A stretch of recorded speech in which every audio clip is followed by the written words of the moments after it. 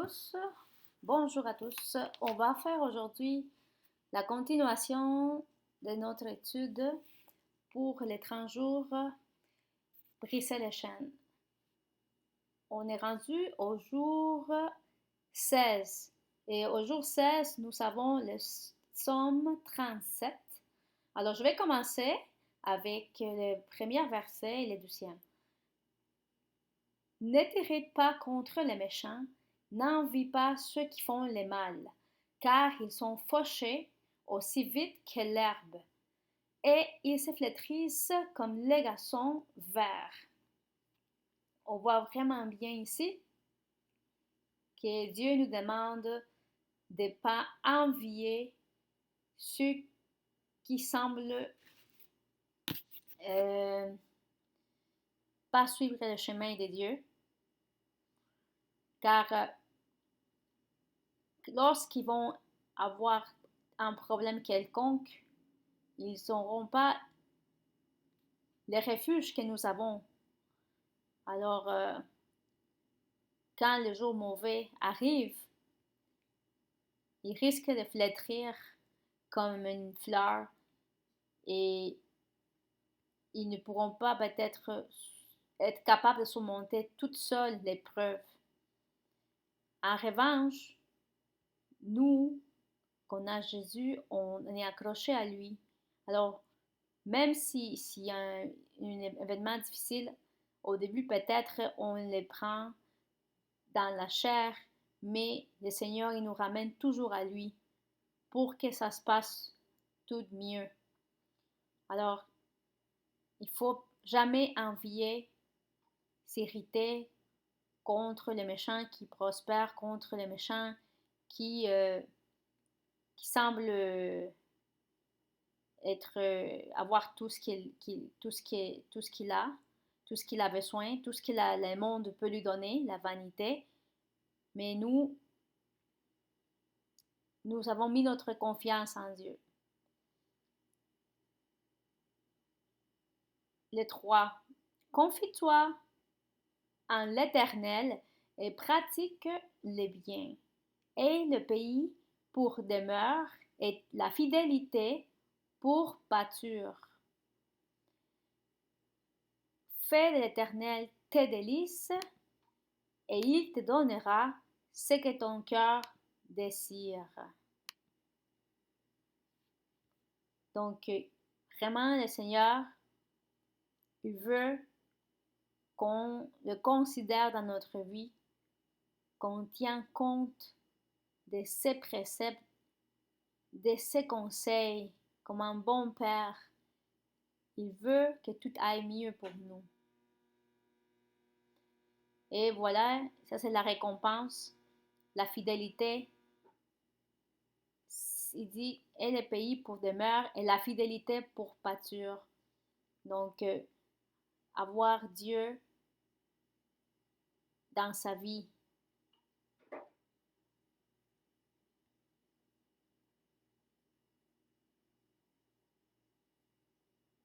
Fais de l'Éternel tes délices. Ça veut vraiment dire que de prendre plaisir à méditer, à lire, à méditer sur sa parole. Car en fait, plus qu'on prend cette habitude de passer du temps à méditer, Dieu, il va nous donner ce qu'on a besoin.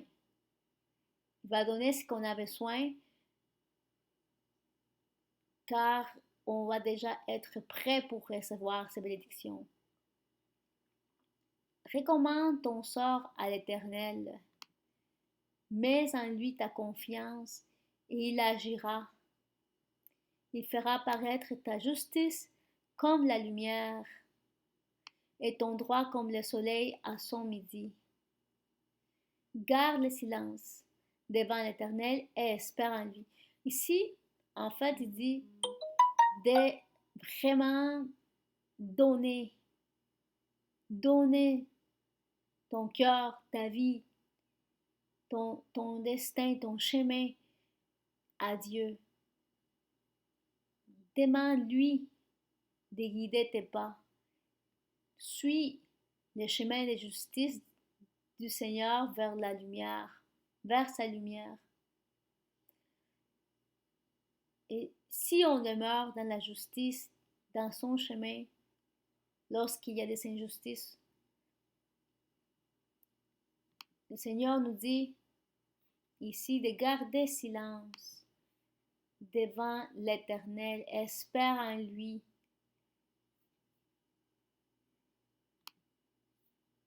Ne t'irrite point.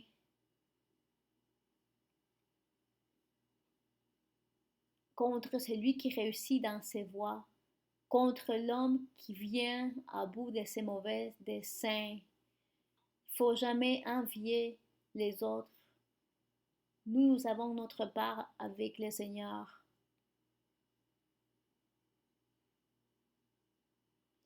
Le Seigneur, il sait, puis il fera dans son temps. Donc gardons le silence. Ça veut dire arrêtons de se plaindre. Ne nous plaignons pas. C'est ça qu'il veut dire en fait. Lorsqu'on se plaint, on peut fermer une porte de bénédiction qui est prête à s'ouvrir. Alors, c'est mieux de garder silence lorsqu'on a envie de se plaindre et espérer en lui. Garder un cœur en paix avec ceux qui prospèrent. Être heureux pour ces gens-là lorsque ça va bien pour eux. Même si ils ne sont pas des personnes honnêtes, dans ce sens-là, alors, on doit avoir de la compassion parce qu'on sait très bien que ces gens n'hériteront pas le ciel. 8. Laisse la colère, abandonne la fureur, ne t'irrite pas, ce serait mal faire. Encore une fois, Dieu, il nous donne un ordre d'arrêter de s'irriter, de se fâcher, de laisser la fureur. C'est un péché. Les méchants seront retranchés. Il dit car les méchants seront retranchés et ceux qui espèrent en l'Éternel posséderont les pays. Alors, espère, ça veut dire que c'est pas immédiatement, c'est dans le temps de Dieu que nous allons rentrer puis posséder notre terre promise.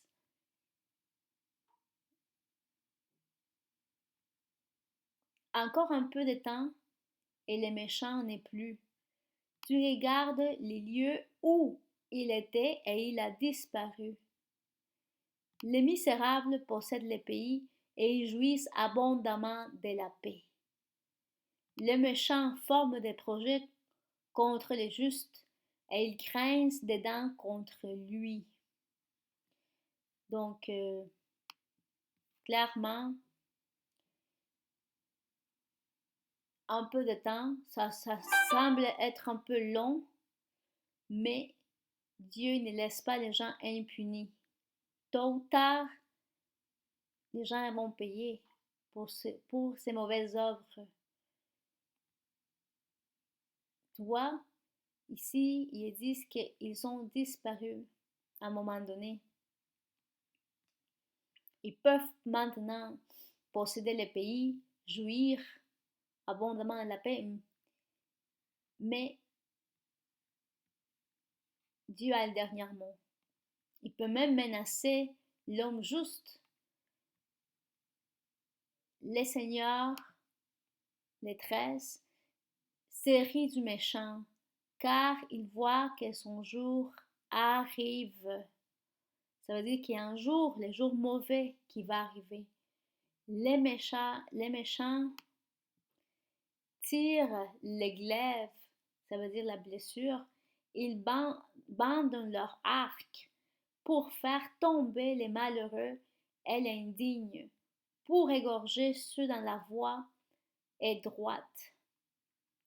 Leurs glaives entrent dans leur propre cœur et leurs arcs s'ébrisent. Alors, peu importe ce qu'il peut planifier, Dieu, il peut tout défaire ses plans. Mieux vaut les peu du juste que l'abondance de beaucoup de méchants, car les bras des méchants seront brisés, mais l'Éternel soutient les justes. Donc mieux vaut peu avec la justice qu'abondamment avec l'iniquité. Car Dieu, il va arriver dans les jours mauvais contre ces personnes. Ça va revenir contre eux, toutes leurs mauvaises œuvres. Et Dieu, il va faire justice aux justes. 18. L'Éternel connaît les jours des hommes intègres, et leur héritage dure à jamais. Ça veut dire qu'il parle de l'alliance que Dieu fait avec un homme juste. Il va juste de génération en génération. C'est écrit ça dans l'Ancien Testament, je pense dans Deutéronome. On parle de la descendance, la bénédiction qui va aller de génération en génération. Il dit, ils ne seront pas confondus au temps du malheur, et ils sont rassasiés au jour de la famine. Donc, jour de malheur, le Seigneur viendra rassasier. Avec quoi? Avec un soutien moral, avec un soutien spirituel, avec sa parole, avec son souffle de vie. Vous vous demandez pourquoi il arrive des choses des fois, c'est parce que Dieu veut que vous expérimentez de vous rassasier quand ça va mal. Et quand ça va très bien, on peut pas avoir cette expérience. Donc, les temps de malheur, tous nous avons, et Dieu, il va nous fortifier dans ces épreuves, durant ces épreuves. Mais les méchants, la vain, les méchants périssent, et les ennemis de l'Éternel, comme les plus beaux pâturages, ils s'évanouissent. Ils s'évanouissent en fumée. Donc, on parle vraiment que l'ennemi, il disparaît complètement, comme une fumée. Les méchants empruntent et il ne rend pas. Donc, il est juste et compatissant et il donne. Voilà, le méchant, on peut voir la caractéristique entre un homme qui est méchant et un homme qui est juste. Celui qui est compatissant, il donne. C'est lui qui n'a pas Dieu, il emprunte pour voler. Car ce qui est béni, l'Éternel possède les pays, et ceux qu'il maudit sont retranchés. Donc clairement, il dit, ce que Dieu a béni, il a déjà donné les pays. Il possède les pays. C'est à nous d'aller les chercher maintenant. Et ceux qu'il maudit, ils seront retranchés. Ils seront enlevés de sa famille, du peuple de Dieu. L'Éternel a fermé les pas de l'homme et il prend plaisir à sa voix. Donc, le Seigneur aime ça nous regarder. Il a beaucoup d'affection pour nous. On est ses enfants. Il nous aime. Et il nous a fermé. Il nous montre les chemins droits. Il nous ramène toujours vers la bonne voie. S'il tombe, il n'est pas terrassé, car l'Éternel lui prend la main. Exactement comme un enfant.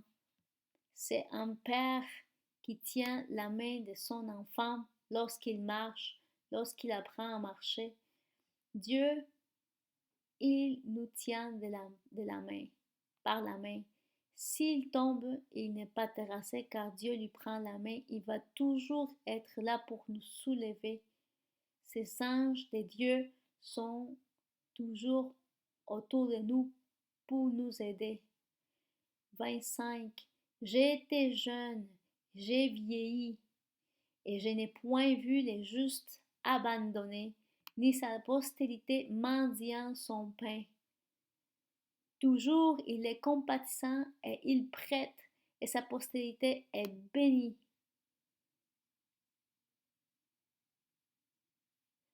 Ici, clairement, David est en train de dire qu'un homme juste, il ne manquera pas de rien. Ses enfants seront bénis à travers lui. Ils ne manqueront pas de nourriture. Le Seigneur prendra toujours soin d'eux. À tel point qu'ils vont même eux-mêmes aider d'autres personnes. Et toute sa postérité, sa descendance, seront une bénédiction pour d'autres personnes. 27. Détourne-toi du mal, fais le bien et possède à jamais ta demeure. Ça veut dire, arrête de perdre ton temps.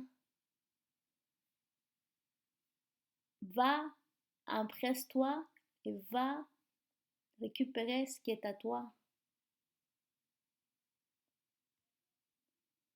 Car l'Éternel aime la justice et il n'abandonne pas ses fidèles.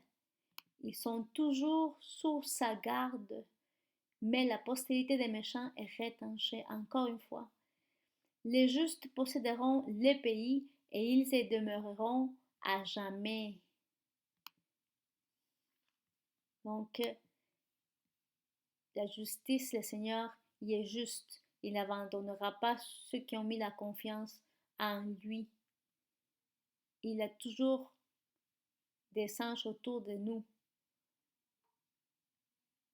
Et nous posséderons les pays et nous allons demeurer à jamais à côté de lui. La postérité de la descendance des méchants, il dit, sera retranchée dans l'oubliette. La bouche du juste annonce la sagesse et sa langue proclame la justice. Donc, si on est juste, on doit constamment parler de sagesse, la sagesse divine, proclamer la justice de Dieu. La loi de son Dieu est dans son cœur, ses pas ne chancellent point. Ici, David est en train de dire que ce qu'il va faire Jésus, lorsque Jésus meurt, il est parti après, le Saint-Esprit est venu habiter en nous. Maintenant, la loi de notre Dieu, grâce au Saint-Esprit, il est maintenant dans nos cœurs. Alors, c'est notre cœur qui va maintenant nous dire notre conscience si on est en train de faire des choses qui ne sont pas correctes. 32.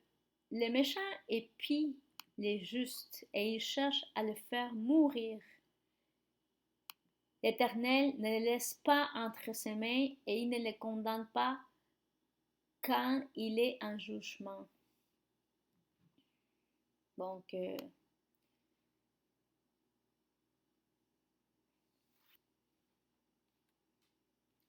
le Seigneur, il nous fait justice. Espère en l'Éternel, garde sa voie, et il t'élèvera pour que tu possèdes les pays. Tu verras les méchants retranchés. Très clair qu'il faut espérer avoir la foi en Dieu, garder la paix de ses promesses en notre esprit, garder sa voix Et il dit aussi qu'il va nous élever pour qu'on puisse entrer, posséder notre terre, notre pays. Qu'est-ce que c'est notre pays? C'est notre propos. C'est que Dieu, il nous a destinés à devenir, à faire. Et normalement, le propos de Dieu, c'est quelque chose qui glorifie le nom de Dieu, qui bénit d'autres personnes. C'est le propos de Dieu dans nos vies aussi.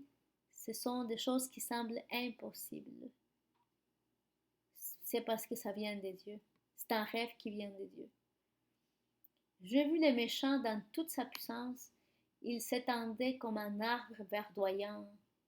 Il a passé, et voici, il n'est plus. Je le cherche et il ne se trouve plus. Alors, vraiment, essayer de faire nous-mêmes notre justice, ça n'amène à rien. Si Dieu est en train de dire, au lieu de te concentrer aux blessures ou aux choses qui te fait cet homme, cette femme ou les méchants, les personnes qui veulent te faire du mal, au lieu de mettre ton énergie là-dessus, concentre-toi à ce que Dieu t'envoie de faire. Concentre-toi à ce que tu dois devenir. Mets toute ta concentration, tes énergies là-dedans, là-dessus. Car c'est Dieu qui prend contrôle de nos adversaires. C'est Dieu qui nous fait justice. Il n'est plus. Alors laissons Dieu faire justice. 37. Observe celui qui est intègre et regarde celui qui est droit, car il a une postérité pour l'homme de paix. Regardons l'exemple d'un homme de Dieu. Regardons-le. Pourquoi? Parce qu'il a une postérité qui donne, qui ont, en fait, il y a une postérité pour l'homme de paix. Il y a une postérité, il y a quelque chose qui s'en vient, une descendance, quelque chose qui vient pour un homme de paix, un homme intègre. Mais les rebelles sont tous anéantis, la postérité des méchants est retranchée. Le salut des justes vient de l'Éternel, il est leur protecteur au temps de la détresse. L'Éternel les secourt et les délivre, il les délivre des méchants et les sauve, parce qu'ils cherchent en lui leur refuge. Alors, quelle est la condition pour avoir la liberté? C'est de faire le Seigneur notre refuge. Il nous délivrera. Donc, le psaume 37, en fait, c'est un long livre et on va juste lire on a juste lu le psaume 37 pour les jours 16 parce que il est vraiment long. Donc, ici, en résumé, il ne faut pas s'irriter contre les méchants, pas envier, car c'est Dieu qui s'en charge d'eux. De ne pas perdre notre énergie, notre concentration à se comparer avec des personnes qui n'ont pas Dieu. Et s'ils ont Dieu, tant mieux, c'est des frères, il faut être heureux pour eux. Mais il faut recommander son sort à Dieu. Il faut demeurer dans sa paix. Et lorsqu'on demeure dans sa paix, ça veut dire on reçoit, c'est la confiance, on reçoit la foi grandit.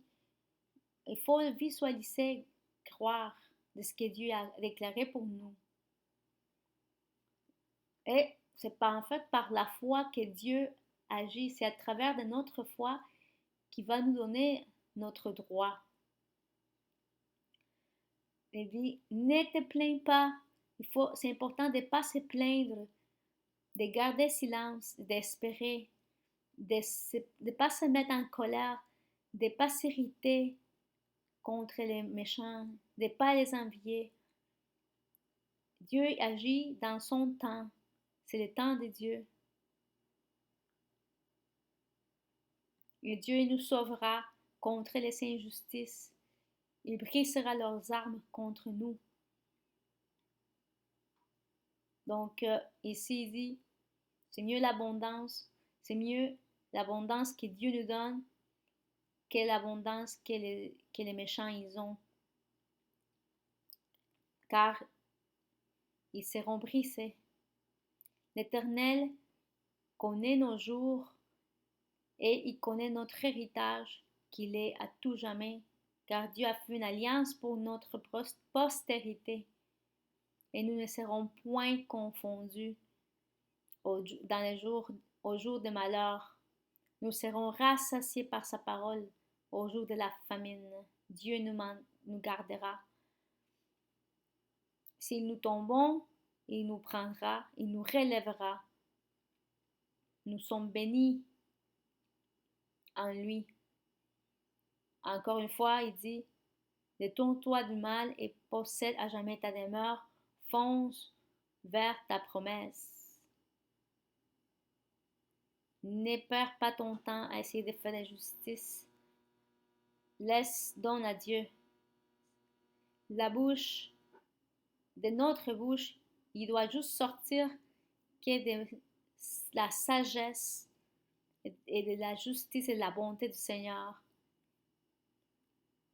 et pas les plaintes. La loi de notre Seigneur, il est gravé en nous.